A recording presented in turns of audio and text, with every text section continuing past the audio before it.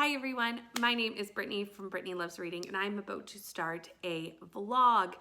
This vlog is a collaboration vlog with Reading with Neva. She and I are going to be doing the exact same challenge and seeing how much we actually read in 24 hours if we start and stop a timer when we're not reading.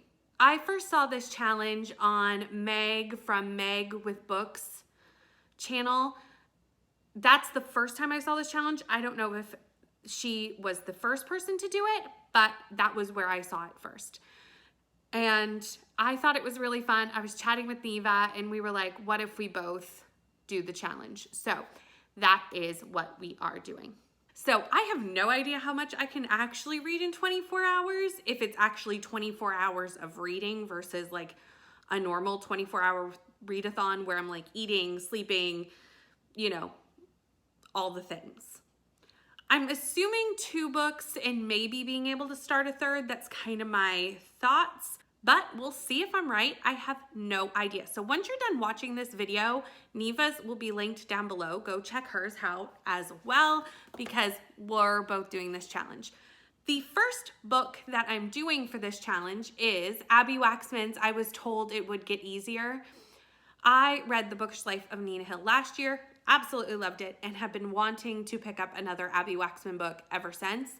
So this is what I'm going to start with. I'm actually mood reading for this entire vlog because it's the end of October and I am finished my TBR. So I don't get the chance to mood read very often. So I'm really excited to do that. I'm very, very excited. So this is the first book that I'm going to be mood reading. This follows Jessica and Emily, mother and daughter. Jessica is a single mom. Her daughter is 16 and trying to decide what she wants to do after high school. So they both go on a college bus tour to visit various colleges. That's pretty much what this book is about. It looks into the relationships of mothers and daughters, which I think is going to be very interesting because I am a mother of a teenager, as well as I was a teenage daughter at one point. So I think I'm going to find this interesting. So I'm excited to dive into this book and see the relationships of teenagers, especially the mother-daughter relationship. I've lived that as a teenager. So I think that will be fun to read it from the teenager's perspective and from the adult mother's perspective. I think it's going to be interesting and I'm excited to jump in.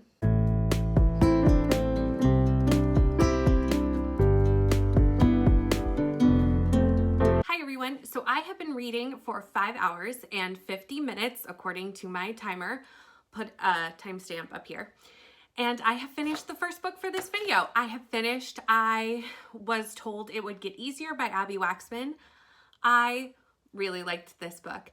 I already knew that I liked Abby Waxman's writing style, and this book just affirmed that for me. I find it really easy to read. Again, I read this in less than 6 hours. Obviously, I did stop and start, so it did take me almost all day. But I did read this in one day, 6 hours of actual sitting down and reading time. And I just love this. I loved watching the mother-daughter relationship in this book between Jessica and Emily. They were kind of just missing each other a lot in their thought processes, and we could each see their internal thoughts when we switch perspectives. And I liked seeing kind of how different circumstances were perceived by each of the characters and how the expectations that sometimes children feel are not necessarily ones the parents are trying to put on them. It's just kind of how things are coming across, and also miscommunication. And I really enjoyed this. The sarcasm in this book, A+, loved it. And that's really all I have to say. I'm going to give this a 4 stars. It's a really nice, light, fast reading contemporary, and I enjoyed it. It had me laughing, and it did everything that I think it was supposed to do. So again, I'm going to give this 4 stars. I definitely will be reading more of Abby Waxman's books. I clearly really like them. The next book for this How Much Can I Read in 24 Hours challenge is going to be White Smoke by Tiffany D. Jackson. I have been wanting to read this since it came out, and for some reason I just didn't get to it this spooky season, but spooky season is not over, so I'm going to get this in now. So this follows Mari, and she has moved with her blended family into Cedarville, which is a new town, and she is living in a free house there that was given to her mother for winning some sort of grant for the Sterling Foundation. So they're going to be living in this house, and all of a sudden, very strange happenings start happening in the house. And essentially, this is a haunted house story. I'm very excited to read this. This is YA, so I do expect it to read fairly quickly. So I'm going to jump in. I probably will start it a little bit, but it's starting to get a little late, so I'll probably finish this tomorrow. And we'll see how long it takes me to knock this one out. I might actually get in more books during this 24 hours than I thought. Hi everyone, I have officially been reading for 12 hours and 3 minutes, and I have finished another book. I don't think I realized how much I actually read if I cut out all the time that is distractions or other stuff. I'm a little bit amazed. I thought I would be definitely a lot further through the 24 hours by this point. So I have finished White Smoke by Tiffany D. Jackson. I really liked this book. I really did. I gave this 4 stars. This is my favorite horror that I've read over spooky season. I have tried quite a few horror books over spooky season, and I just don't know if horror is really for me, but I really enjoyed this book. I don't know if it's because it's YA horror. I did also enjoy the middle grade horror that I read earlier in the month. So maybe I just prefer younger versions of horror because I'm so new to the genre. Maybe. I don't know. But I really loved this book. This spooky haunted house was actually very creepy. It gave me like skin crawly feelings. And there was also an explanation to the haunted house at the end, which I did appreciate. Sometimes I find in horror, we don't get a full explanation, even if the full explanation is mythical. I'm okay with that. I just sometimes would like a little bit more understanding of what's going on. And I think that might be because I am a fantasy reader and I'm used to world building and explanations, and horror doesn't necessarily give that. And again, that might just be because I'm new to the genre and not used to that. I don't know. I did really enjoy this. So this follows Marigold and her brother Sammy, and her mother has just gotten a grant to come live in this town that is basically on a street that no one is living on, and these old houses are getting redone. And they get to stay in the house for free. She also has a stepdad, Alex, and a stepsister, Piper. There is a lot of social commentary to this book that was so interesting to read. They are a fairly new blended family from what it kind of came across. They were still trying to figure out their footing. As well as shortly before this book starts, there's clearly been a trauma of Marigold having an overdose, and the family struggling with that as well. So there's a lot playing into this book. There's a lot. Marigold also has anxiety and OCD around a bed bug situation that she obviously went through before this book. And that was the part that I related to the most, not the bed bugs in particularly, but I have a very similar kind of OCD and anxiety, and not to the extent that the book is, but I really did relate to that part of the character and totally understood that feeling of like anxiety around a situation such as that. Like I said, the creepy vibes, top tier. The only problem and why this got a 4-star instead of 5 was the ending. This book ends, but the story doesn't end. It's almost still in the middle of what is happening when this book just kind of stops. And I didn't love that part. I wish there would have been more to the ending, a little bit more of a coming together. That was the only thing I didn't like, but the rest, So good. So like I said, we still have 12 hours of this 24 hours. So I have decided to go down to my shelves and just look around, see what I can find. And the book that I have chosen is The Gray Shear by Kim Liggett. I am just going to read the synopsis on the back because I know very little about this book. I've seen very good ratings for this book. The cover is gorgeous. And I actually found this in a little free library a couple of months ago and read the synopsis. It sounds super interesting. Looked it up on Goodreads. A lot of people that I know had given it a really good rating. So I picked it up. Plus, like I said, the synopsis really sounded interesting to me, but I didn't really have a full grasp of what exactly it is because the synopsis is a little bit vague. So I'm just gonna read it off the back because I think if I try to summarize it myself, I'll mess it up. So no one speaks of the gray shear, it's forbidden. In Garner County, girls are banished for their 16th year to release their magic into the wild so that they can return purified and ready for marriage. But not all of them will make it home alive. Tierney James dreams of a better life, but as her own gray shear draws near, she quickly realizes that there's more to fear about the gray shear than the brutal elements and the poachers in the woods. Their greatest threat may very well be each other. So I'm getting that there's a magical element to this. And from what I've kind of surmised from other things is that there's a bit of a cultish element. Other than that, I do not know. And I'm very excited to dive into this book. Like I said, I've seen really good things from the little look of Goodreads that I did. So let's dive in.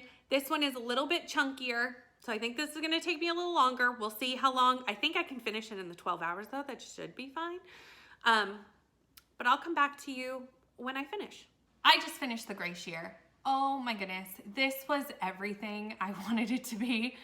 This was fantastic. Just absolutely fantastic. This is a 5-star. It might even be on my favorite books of the year list. Keep an eye out for that. I adored this book. This book was hard-hitting. This book was powerful in its themes. This book made me well up at times. I loved this book. So this book follows this town called the County. There might have been another name for it, but I can't remember it now. And in this town, every year, the girls leave on their 16th year to go away to this area in the woods where they can release their magic so that they can come back to the town and not have any magic anymore because the men fear their magic. Before they leave, they have to witness the previous year's girls, they're gone for a whole year, come back. Most of them do not survive. They are killed by some people called poachers, which we learn who the poachers are as we go through the book. And it's a very dangerous year while they release their magic. Before they go, the available men in the town get to choose their wives. It's very much like an arranged marriage situation. And it's considered a privilege to be chosen because it will make you fight harder to survive your gray shear because you know you will be getting married when you get back. And if you don't get chosen, you have to go work in the fields or in a trade of some kind. Our main character is Tierney. She is this powerful girl who is questioning this entire process. She doesn't feel this magic that everyone says she has, and she's wondering if the magic is even real, if the men have made up this concept of the magic and the gray shear to basically break down these girls and women so that they kind of fall in line with what the men want them to do. The women are not allowed to talk to each other inside the county except on holidays. It's a very, very oppressive society. And this book was beautiful. I can't go into everything that happens in this book, obviously, because so many things are spoilers. The cult vibes in this were excellent. The themes of if women would just come together, what could happen and the change that it could happen in society if we unite as women. And I loved this book. I loved it. There's a little bit of magicalness to it. There's cult vibes. There is just everything, and I am living for this book. I just absolutely loved it. So if you haven't guessed, I gave this 5 stars. I also really enjoyed Kim Liggett's writing style. It was very digestible and very easy to follow. I definitely need to see what else she has written because I have no idea. I found this book in a little free library a couple months ago, and I'm so glad I picked it up because I loved this book. Loved it. So I have been reading for 19 hours and 39 minutes. So I'm so close to done, but I still have just a little over 4 hours left. So we are officially into November. I started this at the end of October, but I did say I was going to mood read this entire video. So I'm not gonna start my November TBR and I'm gonna keep mood reading because I am enjoying that. And this video is taking so much longer than I thought it would. I am shocked at how long this video is taking. I thought it would just take a couple of days and we're like 6 days in, so. It's fine. Everything is fine. So I've decided that I wanted something comfy and cozy to finish this off. I don't think I'll be able to finish another book, but I'll at least get a good chunk in. And I've decided to pull out a Christmas romance because that is what I want to read. So mood reading, this is what we're gonna go with. I wanna read a Christmas romance. The only time I really read a lot of romance is at Christmas. I don't know, it's just the time where I go into my romance cozy vibes. It's just what I want around Christmas. And I know it is early for holidays and Christmas, but I'm Canadian. We've already had our Thanksgiving, so there isn't that many holidays between now and Christmas. So I'm just gonna sink right in. And the one I've chosen is book 4 in the Virgin River series. I have loved this series. I started reading the books after I watched the first season of the Netflix show, because I loved the Netflix show so much. I will say the books do not the first book follows the series pretty closely, but after that it's very different. Even some of the relationships are different, like who ends up with whom in the books is not who ends up with whom in the TV show. So it is very different, but I love them both equally. So I'm on to book 4 of the series, and I knew it was a Christmas book, so I've been holding on to read this in the Christmas holiday season. So here we are. This is what I'm going to do. This follows Marcy Sullivan and Ian Buchanan. That is the couple in this book. Marcy's husband Bobby was injured in Iraq and he has now passed away. Ian saved his life in Iraq and she wants to find Ian because he has basically disappeared and run away, probably due to what he's seen in the war would be my assumption. So Marcy wants to find him and give him some things that were Bobby's now that Bobby has passed.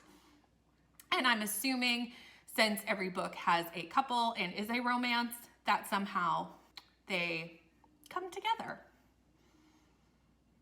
That's my assumption. It's not very big. It's only about 300 pages, so it's not going to take me too long, but I doubt I'll finish it in the 4 hours that's left of this challenge. But when I hit 24 hours, I will come on, tell you my midway, wherever I am in the book thoughts, and also tell you how many pages I have done. Hi everyone, I have done it. I have completed this 24-hour challenge, and I read way more than I thought I was going to. I cannot believe how much I read in 24 hours. So I have officially been reading for 24 hours, 3 minutes and 18 seconds. Put the little timer graphic somewhere here. I have not completed the last book in this challenge. I am on page 189 of the Virgin River Christmas. As you can see, I did say I was in the mood for a Christmas book, and I have wholeheartedly enjoyed what I've read of this so far, and I put my Christmas tree up. So, you know, I did a thing. It's fine. I am really enjoying this so far. I'll give you my thoughts on what I've read so far. I'm just a little over halfway through. This is a really cute Christmas story, although it doesn't really have much Christmas content. This book is number 4 in the Virgin River series. However, it takes place like in the middle of the 3rd book. So maybe it would have been better as like a 3.5 situation. I don't know. But there are things that we know have happened from reading book 3 that haven't happened yet. to the characters. So that's a little bit different. I really enjoy the couple in this. This follows Ian and Marcy, and they are at this point just kind of starting to get to their third act breakup. That's what just happened. Which, if you've been around a while, know that that's not my favorite thing. But in this case, I can kind of see how it happened and it kind of makes sense. So I'm okay with it at this point. Like I said, this is just like a mid-book wrap-up because my 24 hours is over. But this is a very Grumpy Sunshine. So if you like Grumpy Sunshine and you like the series Virgin River, you probably like this book. So I at this point, I'm sitting at a 4-star. I don't foresee that changing. So that's kind of my thoughts on this book, considering I'm not done yet. So during 24 hours, I ended up reading I Was Told It Would Get Easier by Abby Waxman, White Smoke by Tiffany D. Jackson, The Gray Shear by Kim Liggett, and just over half of Virgin River Christmas by Robin Carr. I cannot believe I read all this in 24 hours. I clearly read more in 24 hours than I anticipated. I expected to do 2 and kind of get halfway through a third. So I got an entire more book in than I thought I would. So I'm super happy with how much I got read in a 24 hours stopping and starting the timer. And this is a pretty good stack. I also really enjoyed just having the freedom to mood read. I never do that. And I just really enjoyed that I finally could with this vlog. That's it for me. Have you tried this challenge? Let me know. Now that you're done this video, please make sure to go check out Neva's video. It's gonna be linked down in the comments. Please go check it out. And make sure to give her a like and a subscribe as well. Please like, comment, and subscribe here, and I'll see you in the next one. Bye.